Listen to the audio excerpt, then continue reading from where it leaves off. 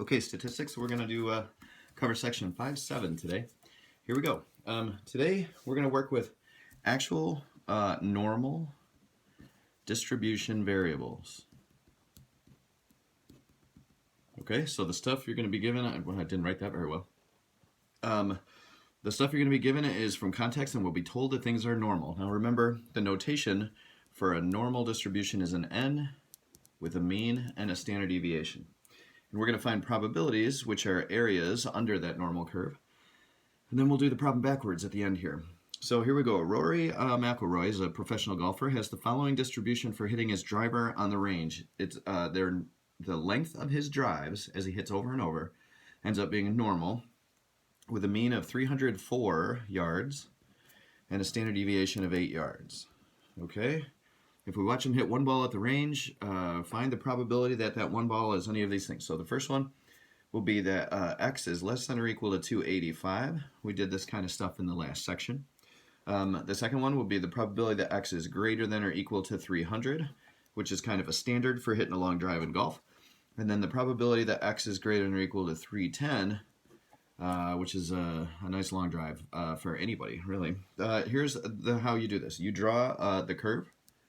Draw the normal curve, label the axis with the mean and 3 standard deviations, of course. Then shade the area that you're looking for. Then you find a z-score for the x value that you've been given so that you can look up the area in table A, the chart that is in the back of the book.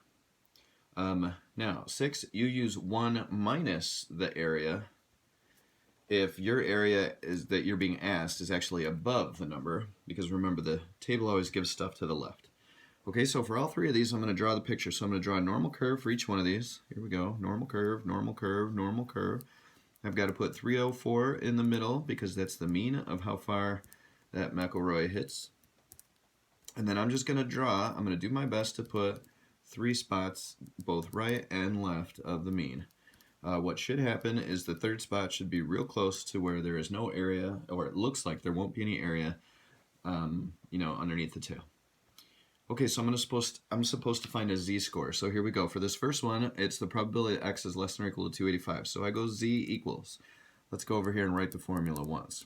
X minus the mean over the standard deviation. That's how you find a z-score.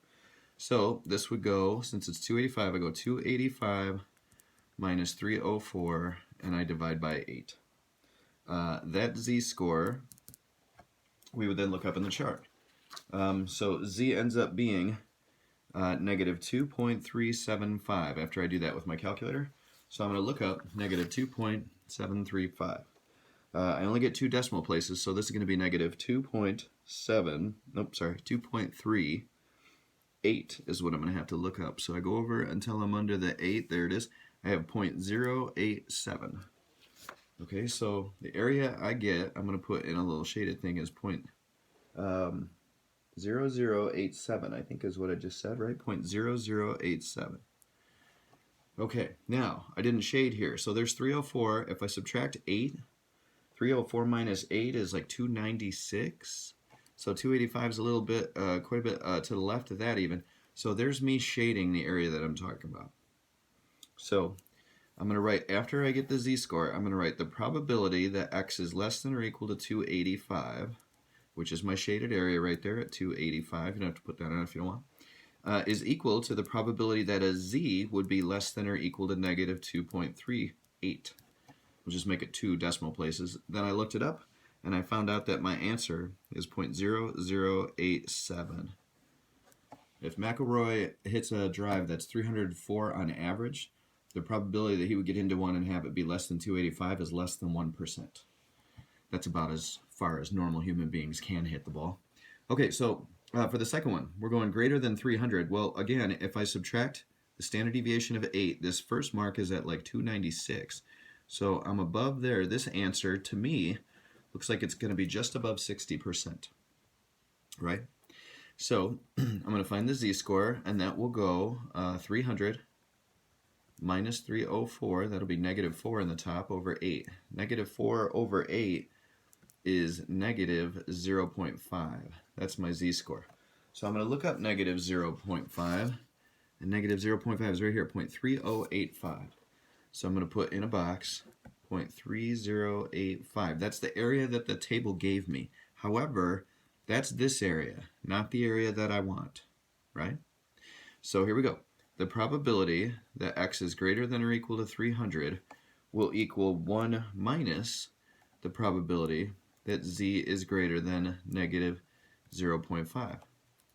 The 1 minus because this adds up to 1 and the chart gave me the wrong area. So since it all adds up to 1 and that 0.3085 is here, I subtract it from 1 to get that. So this would be 1 minus 0.3085. And when I put that in my calculator, I get 0.6915.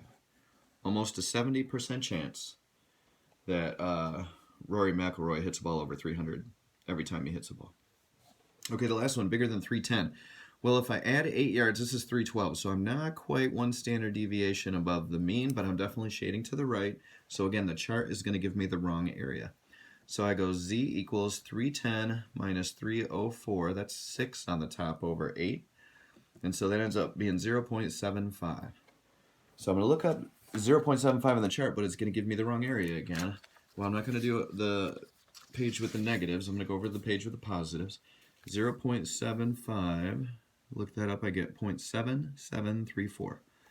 0.7, I go over till I'm under the 0.5, 0.7734 is the area I get, 0.7734. So my answer isn't, that's what that's saying is 0.7734 is here, so I've got to subtract that from 1.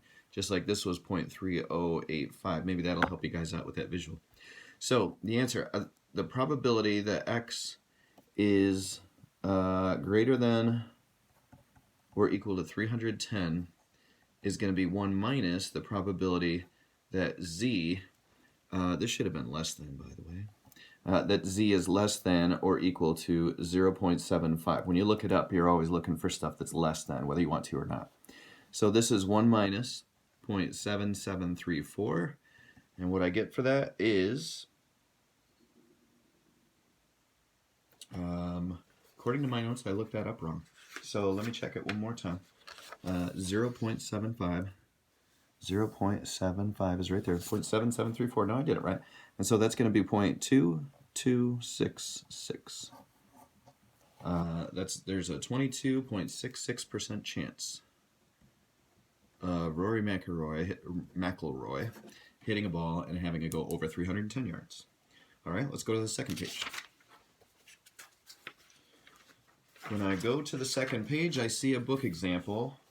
Page 390, number 2. Here's what I want you guys to do.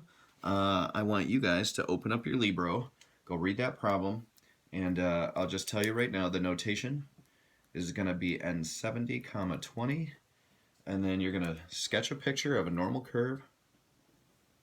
You're going to put 70 in the middle, and then it's going to ask you for a probability. So put that in the right spot, shade the correct side, look it up in the table, and see what kind of probability you get. And we'll go to the second video.